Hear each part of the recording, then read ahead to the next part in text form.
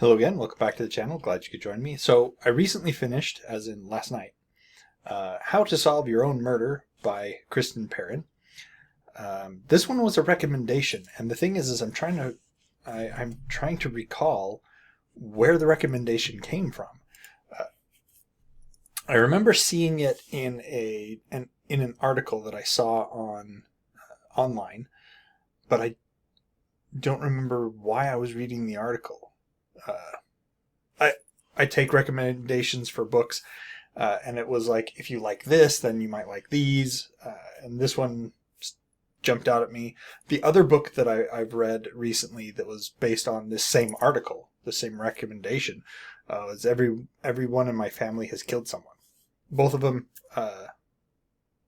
were from this same article, but again, I don't remember why it was. I have a recollection that it might have been, if you liked Knives Out, you might like these. And Knives Out was pretty entertaining. Not perfect, but it was pretty entertaining. Anyway, How to Solve Your Own Murder. So we have Annabelle Adams. Annabelle Adams lives in London with her mother, who is an artist, and they are living in a house that is owned by she goes by Annie, by her great aunt Frances. Frances is obsessed with a fortune that she got back in 1965. So she and three friends went to a fair, and they went to a fortune teller. The fortune teller gave her a fortune that basically said that someone was going to kill her. And since then, she's been obsessed with trying to figure out who it was that was going to kill her. So much so that when Annie gets to the village where her great aunt lives, she goes into her private study, and she has a murder board with her in the center and strings and pictures and articles and all that stuff. She has amassed secrets from the townsfolk. She has dossiers on everyone that she's come in contact with that could possibly have done her harm. And she has filing cabinets that have all this information in them. And she is such a paranoid person that everyone knows about the fortune. Everyone knows about her obsession.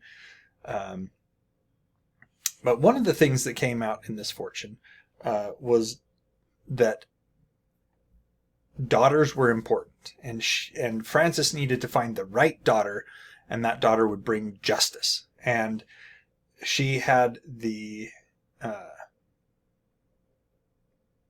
thought that Annie was this particular daughter. And in everything that she has done, she has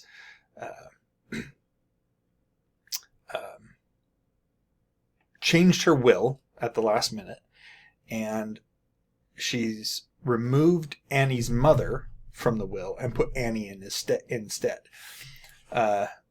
Annie gets to the village to meet her great aunt. She's never seen her before. And her aunt asked her to come down, and she meets with the lawyer that's in charge of the estate and all this stuff. And they go out to the house, and they find, of course, that Annie's aunt has died. I don't want to say killed yet, because at this point in time, they're sure that she's been killed, but they're not. But it could have been natural causes for all they know. It's kind of that don't go jumping to conclusions thing. It might have been, but because of everything that's happened, they're extra careful with Frances's body, and they do indeed find that she has been killed. And then they go to the reading of the will. At the reading of the will, Frances says that she knows she's been killed, basically, and that it's up to her heirs to find who did it.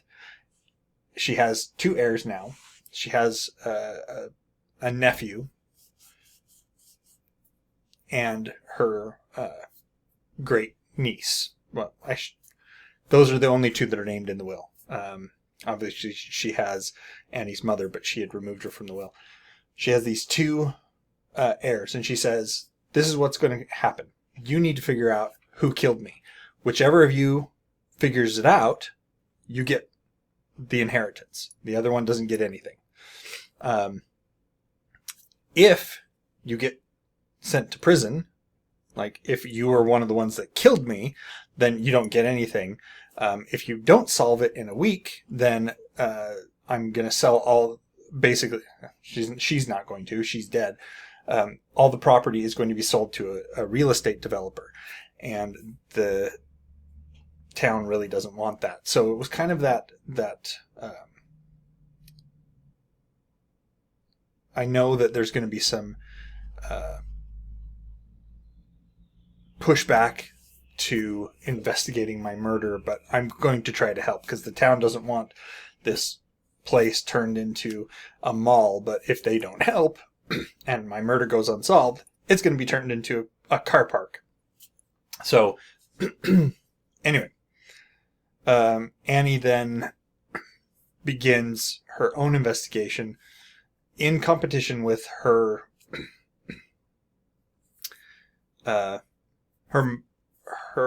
aunt's nephew. The nephew isn't actually related to Annie. It was the nephew is her late husband's nephew, but Annie Frances never had any children. And yeah, anyway. So she is there ostensibly to solve her aunt's murder. I did like the characters. Annie was a pleasant character, very nice, very intelligent, naive in some ways, and I did enjoy that the author definitely gave Annie some flaws. She's not a over the top, perfect character. She's definitely got some character flaws that make her a more well-rounded individual. And she's, one of the things that was interesting was that Annie has panic attacks. They actually use that to their advantage later on in the in the book. The characters are likable. One thing that you do get with this particular book is that every few chapters are broken up. I shouldn't say the chapters are broken up, but the book is broken up into chapters, and every few chapters there's an interlude where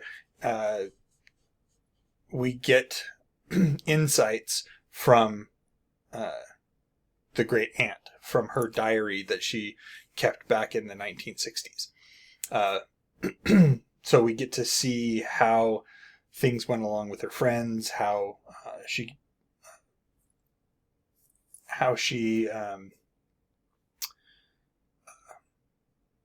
got the fortune, and how she then started thinking that this was a serious thing and she needed to take it seriously, and what she was going to do about it. Anyway, that's it for today. How to Solve Your Own Murder by Kristen Perrin. I enjoyed it. It wasn't too heavy of a read. I suppose that I do like murder mysteries. I don't know that unless they're hugely